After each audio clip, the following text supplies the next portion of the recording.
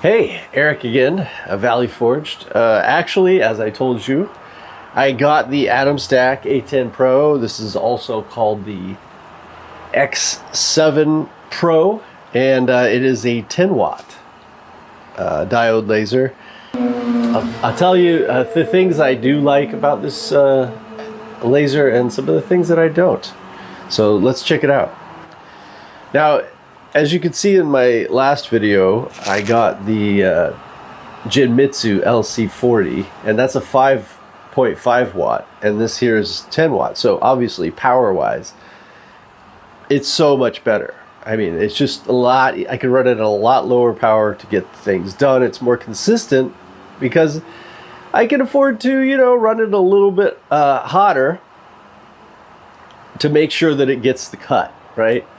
But it does have a much lower, in fact, when you put the little card in, there's just something about this gantry, and I'm not super happy with it. So when you lift this up and then you put the card down, you can see there's play here. I have tightened this up as much as you can, which makes it almost tight. I've seen a lot of other people have trouble. In fact, here's some other review right now. And this one here doesn't sit tight, so there is like a couple of millimeters gap. Usually you tighten it by turning the eccentric notch at the bottom, which moves the lower roller up and down to close the gap. I'm already turning that to the maximum, and there's still a little bit of movement. I'll show you. Just having a problem with this wiggle, right? So then when you drop it down, you see how this is kind of wiggly? So that when you pull out the card, literally it drops down maybe even a little further. Now I have tried to mess with this. See, now it's really hard to get the card back under. I have tried to mess with this and make it go a little higher maybe, but then the results I got were not as good. And I can show you that on my card.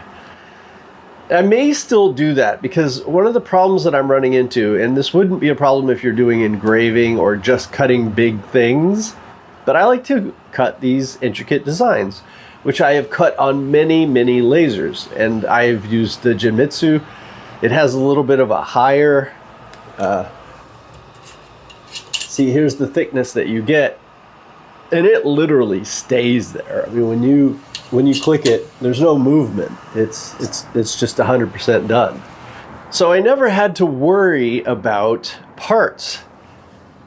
You see how if this cuts a piece and that piece flies up, which always happens, whether you have air assist or not, you can see I've kind of put a little air assist on there. I'm just trying different things.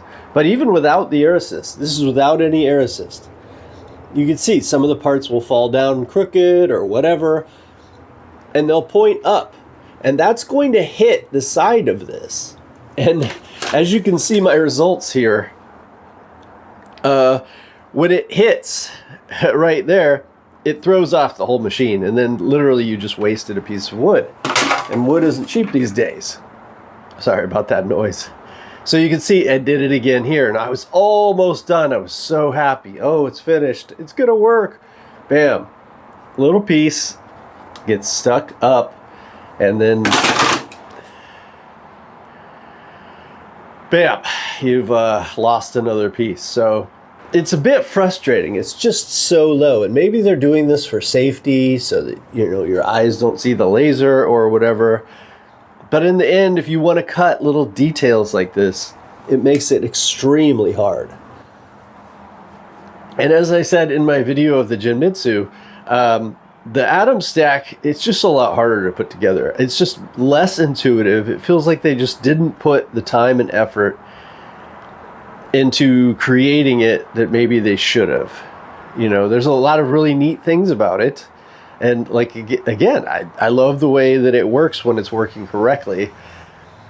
I had to put this thing together like 4 times because it's very not intuitive of how a simple 4 little extrusions go together. It's just, it only goes together one way, but it doesn't tell you that in the manual. So I'm going to help you out if anybody buys this. You see right here at the end, each one of these has a hole in the end, but only one of them has actual threads. And then there's only one of these that only has one screw hole. The rest of these have two for the legs. So first thing you do is just put this little tiny screw, there's only one tiny one, into the one that it fits with only the thread, and then put the one with one hole here together, and then work from there. Just trust me.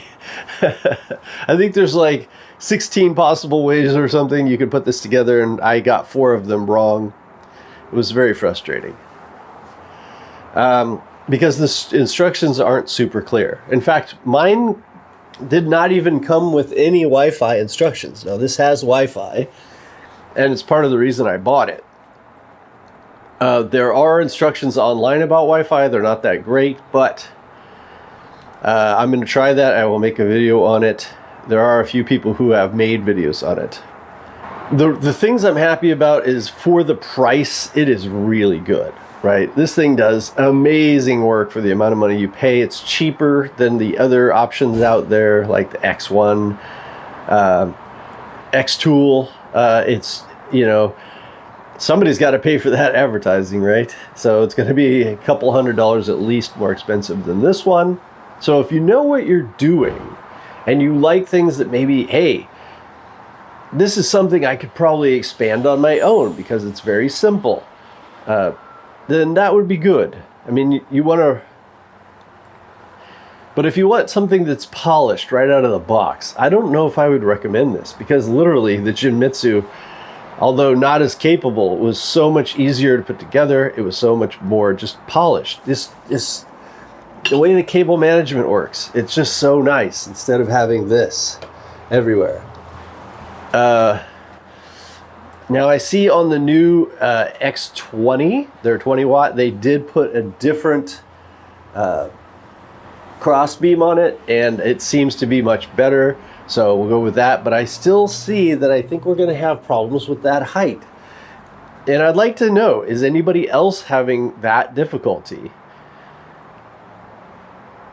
And how did you get past it? Or does it even matter for you? Because if you're just doing mainly engraving, it's not going to be a problem. And say you're cutting out the edge of this, that's not going to be a big deal. If you want to do intricate details like I do, it's kind of a problem.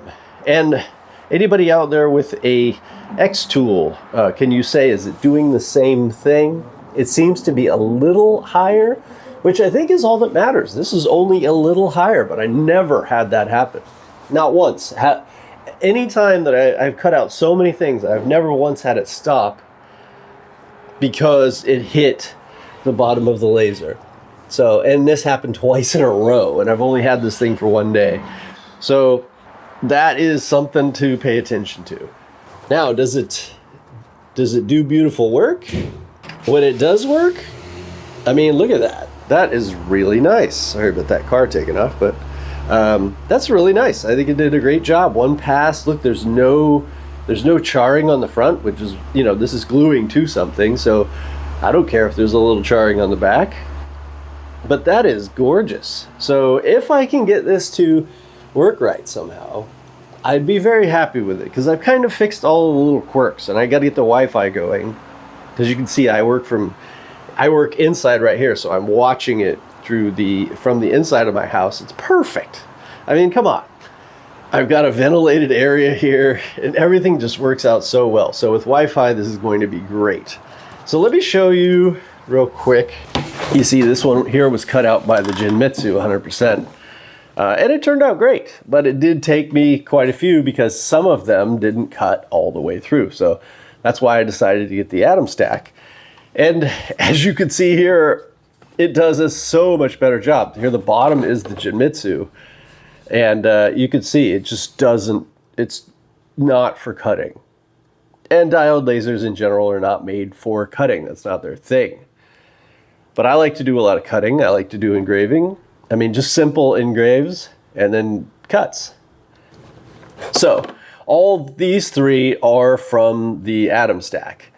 And you can see I added the air assist here and how much cleaner that looks after the air assist. But once again, if you turn up the air assist, that's even more likely that one of your pieces is going to sit up a little bit, and it's gonna hit the laser bottom and ruin your entire project. So that's kind of my major sticking point right now with this. And again, that may not be an issue for a lot of people. And like with the X20, since it has the newer, I don't know, is that the Gantry? That seems a bit more solid. It may not also be an issue there. You can see they cut out about the same, whether it has air assist or not, but just did a fantastic job either way. Just so much less charring if you have air assist. And this is the one where I pulled back a little bit. I pulled it up a little bit so that it wouldn't hit anything because it was a little bit wobbly. And so when I would set it, you couldn't put the card back under. So I decided, hey, I'm going to pull it up a little bit so that the card would fit under. And that would help me eventually anyways, so that I would be able to cut without my things hitting it, you know, without the parts coming up and hitting it.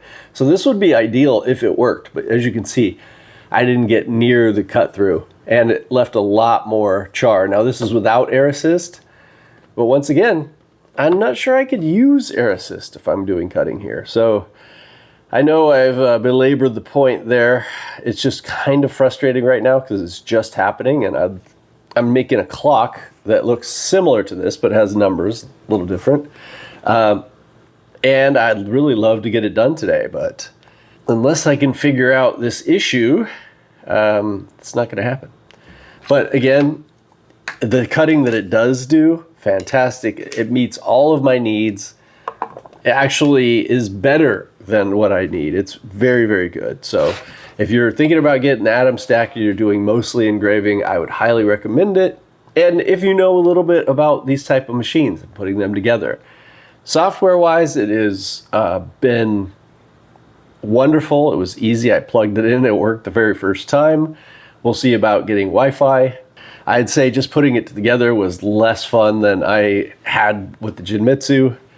And I'd like to hear, you know, how did it go for you if you guys have an Atomstack, and what is the workarounds that maybe you had. If you have an Atomstack, let me know. How did it work for you? Were you able to set it up perfectly? Is everything smooth? Is there anything else that I'm missing since I just barely got one that maybe I should be thinking about? Anyways, thank you, and I will see you soon. Oh, like and subscribe and all that stuff.